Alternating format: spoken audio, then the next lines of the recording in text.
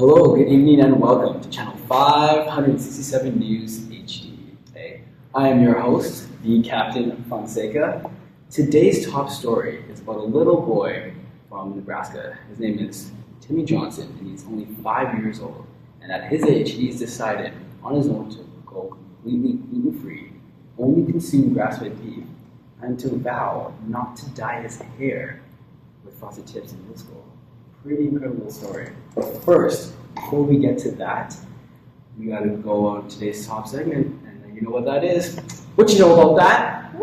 We have today Dr. Lorelei to discuss about muscle spindles. Doctor? Thank you for having me, Captain Fonseca. Thank you so much for being on my show. Sounds like a touching story about Timmy, but let's get to some important stuff here first. I met him in person.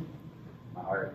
Right there. But so from what I understand, muscle spindles, they're used all the time, and they're all about stretch receptors, proprioception of the body, the work. They sure are, Captain Fonseca, yes. So what we're looking at today is muscle spindles, better known as stretch receptors. What they're going to be doing is telling you where in space your limbs are. There's three types. We have the dynamic nuclear bag, which is going to be responding to quicker movements. We also have the static nuclear bag, which is going to be responding to slower movement. And then we also have the nuclear chain, which tells us about the sustained holding a position. Now, our sensory afferent carry information to the brain about the amount and the rate of stretch. So how far the muscle is stretching as well as how quickly it's stretching.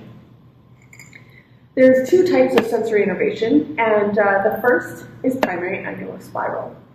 That is going to be detecting a quick movement and the change in length.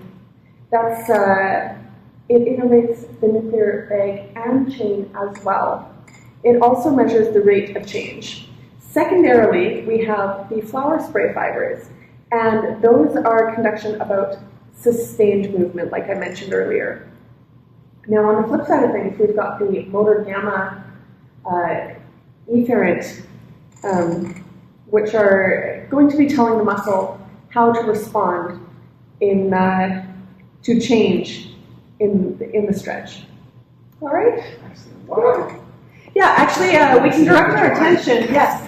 So these are the primary angular spiral, the type 1A. We've got the type 2 here, which goes to the chain. And we also have the gamma efferent.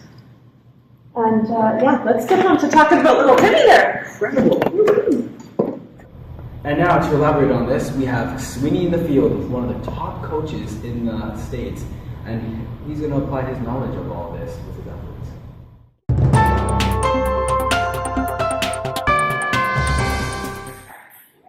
Thank you, Captain. I'm here today with Coach Magnus, and we're going to be discussing muscle spindles and proprioception as pertains to gymnastics. So what do you have to tell me today?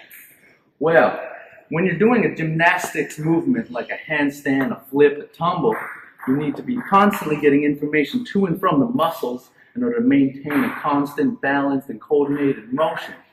Now, Janessa here, one of my fine gymnasts here in the club, she's going to show us the handstand. And when this handstand, she's going to be activating. That's a dynamic response right there.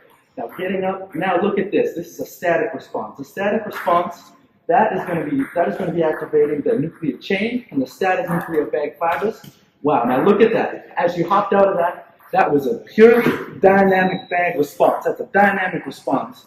That's information quickly going to and from the brain to maintain the muscle spindles in motion. Now that is muscle spindles and proprioception in action. Wow. Thank you so much, Coach Magnus. All right, Sweeney in the field, we're heading back to Captain. Sorry.